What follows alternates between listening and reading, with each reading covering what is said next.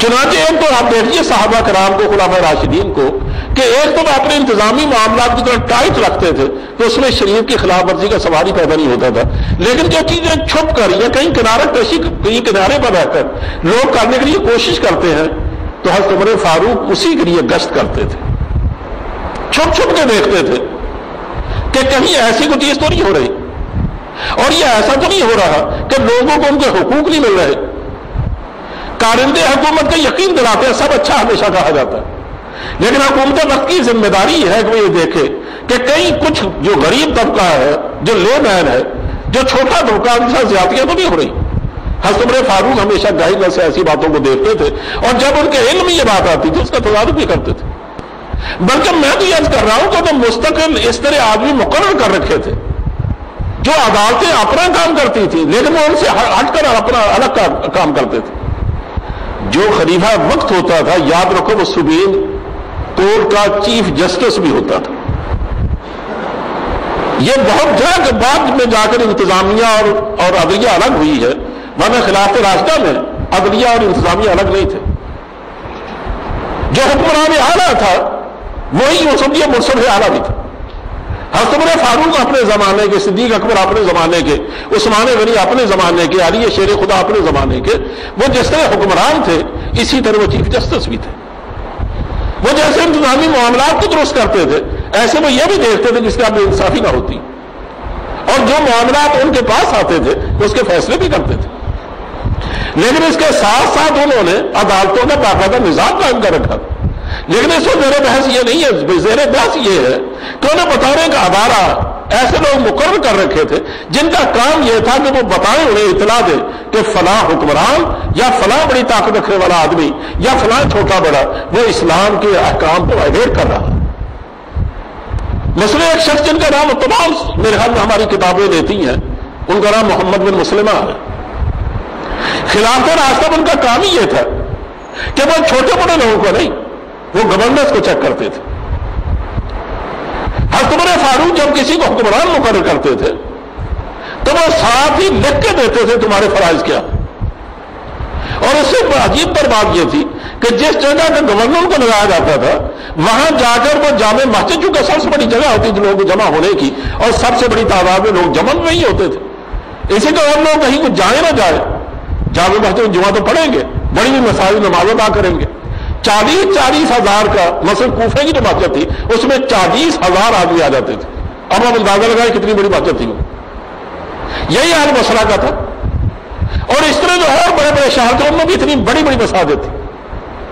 उनमें जब गवर्नर जाता था सीधा वहां पहुंचता था और जाकर लोगों से कहता था कि लोगों, मुझे खलीफा वक्त ने तुम्हारा गवर्नर और हाकिम बना के भेजा। उसके बाद वो खोलता उस खत को और उन्हें पढ़ के सुनाता था, और उसमें जो जिम्मेदारियां होती थी वो एक एक कर वो पढ़ के सुनाता था कि ये मेरी जिम्मेदारियां हैं जिसका तुम मुझसे मुतालबा कर सकते हो, ये तुम्हारे हुकूक हैं जो तुम मुझसे मांग सकते हो अगर मैं अदा ना करूं। इसके बाद अपना काम शुरू कर देता था, और उसमें खलीफा वक्त की तरफ से नसीहत भी होती थी कि देखो मैंने अपने तय बेहतरीन आदमी तुम्हारे पास भेजा है, इसके साथ ताउन करना, इसकी कदर करना, और अगर ये काम न करे फिर मेरे पास शिकायत भी भेजना। तो जब कभी शिकायत पहुंची ना उन्हें तो मोहम्मद बिन मुस्लिमा को भेजा जाता था कि जाओ जाकर इंक्वायरी करो और देखो कि ये शिकायत कहां तक सही। यही काम था महकमा अमर बिन मारूफ का और नही अनिल मुनकर का, कि वो जिस तरह आम घूम फिर के देखते थे ना कि लोगों के हालात कैसे हैं, और उसके बारे में हुकूमत को इतला देते थे, और फिर अदालतों के जरिए पर मुकदमात भी कायम होते थे। हुकूमत वक्त भी यह मालूम करना चाहती थी कि बड़े बड़े लोग क्या कर रहे हैं और किस हाल में हैं, तो वो इसी महकमे को तकलीफ लेती थी। चुनांचे कूफा के मशहूर गवर्नर अयाज बिन गनम, उनके बारे में शिकायत आई। अब अंदाजा करें शिकायत क्या है, तो वो बारीक कपड़ा पहनते, अपनी तनख्वाह में पहनते, आपको क्या शिकायत। दूसरा यह कि वो तुर्की घोड़े पर सवार होते कि वो खानदानी आदमी बनी उमैया के बड़े अमीर आदमी, फिर यह उनको तनख्वाह भी अच्छी मिलती होगी, तो उन्होंने तुर्की घोड़ा ले लिया सवारी करिए, वो महंगा घोड़ा होता था, तो इस शिकायत की तो ऐसी कोई बात नहीं। दूसरा यह कि वो अपने घर से देर से निकलते और लोग बाहर इंतजार में होते हैं वो आकर हमारे मामला सुने। फिर यह तो उन्हें हर एक आदमी को आप पहुंचने के लिए آزادی نہیں دے رکھی، بلکہ باہر ایک ڈیوٹی بنا دی ہے جیسے محلات کے باہر ہوتی ہے، وہاں لوگ آ کر ان کا انتظار کرتے ہیں۔ حسن فاروق نے جب شکایت ملی تو محمد بن مسلمہ کو بھیجا کہ جا کر تحقیق کرو، اور ساتھ ہی فرمایا کہ اگر یہ شکایتیں واقعی اسی طرح پاؤ تو جس حال میں بھی ان کو پاؤ اس سے پکڑ کے میرے پاس لے آؤ۔ اصل بات یہ تھی، یہ شکایت ان معنوں میں تھی کہ حسن فاروق اپنے جب گورنر کسی کو بنا کے بھیجتے تھے نا، ساتھ لکھ کے دیتے تھے کہ باریک کپڑا نہیں پہننا، کیونکہ ابھی تک ہمارے اس ملک میں بسنے والی رعیت ان میں سے ہر آدمی کو باریک کپڑے میسر نہیں ہیں۔ تمہیں غریبوں کی نمائندگی کرنی ہے، تم اگر امیروں کی طرح ٹھاٹ باٹ سے رہو گے تو ان کی پوچھ گچھ کون کرے گا؟ اس لیے تم نے ترکی گھوڑے پر سواری نہیں کرنی، تم نے چھوٹے گھوڑے پر سواری کرنی، تاکہ پتہ چلے غریبوں کا ایک آدمی ان کا نمائندہ کہ تمہیں ٹھاٹ باٹ سے رہنے کی اجازت نہیں ہے، اور ویسے بھی سخت زندگی اختیار کرو گے تو اسلام کی خدمت بھی کرو گے، اور اگر تم نازک اندام مر گئے اسلام کی خدمت کیا کرو گے؟ چنانچہ جیسے ان کو پایا کہ باریک کپڑے میں ملبوس ہیں، واقعی باہر ڈیوٹی بنی ہوئی ہے، لوگ انتظار میں کھڑے ہیں، جا کر حکم سنایا، اس نے ساتھ لیا آ گیا۔ حسن فاروق نے آتے ہی بکریوں کا ایک ریوڑ ان کے حوالے کیا، ہاتھ میں ڈنڈا دے دیا، اور کمبل منگوا کر باریک کپڑے اتروا کر اس کا لباس پہنا دیے۔ فرمایا تم انسانوں کی حکمرانی کے قابل نہیں ہو، تم حیوانوں کو چلا سکتے ہو، تم اگر انسانوں کو چلانے کے قابل ہوتے تو تم یہ تفریق نہ کرتے۔ اسے میں تمہیں یہی سزا دیتا ہوں کہ جاؤ جا کر ریوڑ چلاؤ جنگل میں۔ اب ظاہر ان کی مجال نہیں تھے، وہ انکار کر دیتے۔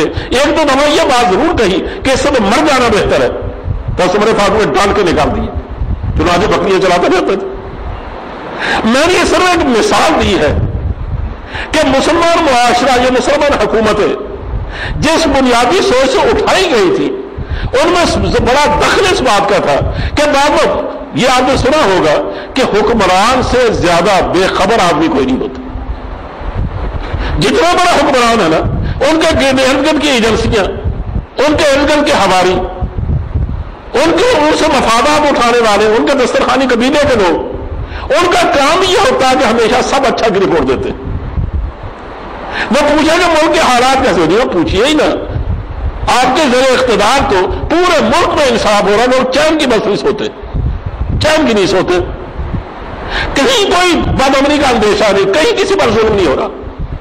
اس لیے بیچارہ ایوب خان کہا کرتا تھا کہ ہم لوگ تو بے خبری میں مارے گئے، کہ ہمیں تو صحیح حالات کا کبھی اندازہ نہیں ہو پاتا، کیونکہ ہمیشہ بغیر اطلاع دی جاتی۔ اس لیے خلیفہ وقت اپنی سہولت کے لیے بھی اس محکمے کی زیادہ سرپرستی کرتا تھا تاکہ لوگوں کے حالات صحیح طور پر ہمارے پاس پہنچ سکے۔ اور پھر یہ کہ ایسا محکمہ کو ہونا چاہیے نا کہ اگر ججوں کے خلاف شکایات ہوں، وزیر اعظم کے خلاف، بلکہ خلیفہ وقت کے خلاف، تو وہ اس کو بھی دیکھ سکے۔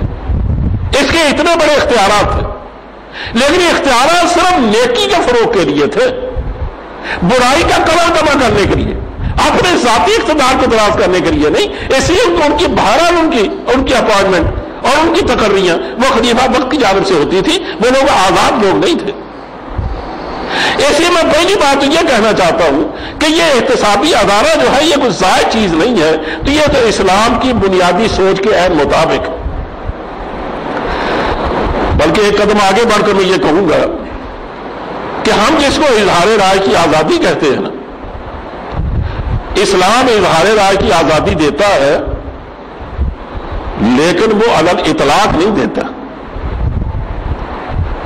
یوں سمجھ لیجیے کہ میں اپنے گھر میں اپنے بچوں کو اظہار رائے کی آزادی دیتا ہوں کہ کوئی شکایت ہے تو مجھ سے کہو، لیکن میں ان کی ماں کی بے حرمتی کی اجازت نہیں دے سکتا۔ تو میں اس حق کو استعمال کر کے ماں کی توہین کرنا شروع کر دیں، یا وہ باپ کے احترام کو محفوظ نہ رکھے کہ جو حق خدا نے دے رکھا ہے ماں باپ کو، اس کا حق کا دفاع اور اس کا تحفظ پہلے ضروری ہے۔ ان کی موجودگی میں باقی معاملات میں اظہار رائے کی آزادی ہوگی۔ ہمارے ملک میں یہ دفعہ موجود ہے، اس میں یہ بات شامل ہے کہ جہاں تک قرآن کریم حضرت صلی اللہ علیہ وسلم ذات گرامی اللہ تعالیٰ کی عزت و حرمت کا سوال ہے، اظہار رائے سے ان کو نقصان نہیں پہنچ سکتا، یعنی اسلام کے کسی مفاد کو نقصان نہیں پہنچ سکتا۔ مثلا دیکھیے نا، ہم کہتے ہیں کہ شخصیت پرستی غلط ہے، جو آدمی بات کہے گا اس کو دلیل سے کہنی چاہیے، اور ہم نے رائے کی آزادی دے دی کہ جو آدمی بھی آدمی چاہتا ہے، دیکھتا ہے کہ فلاں بڑے سے بڑا آدمی دلیل کے بغیر بات کرتا ہے تو اس کو حق ہے دلیل مانگے۔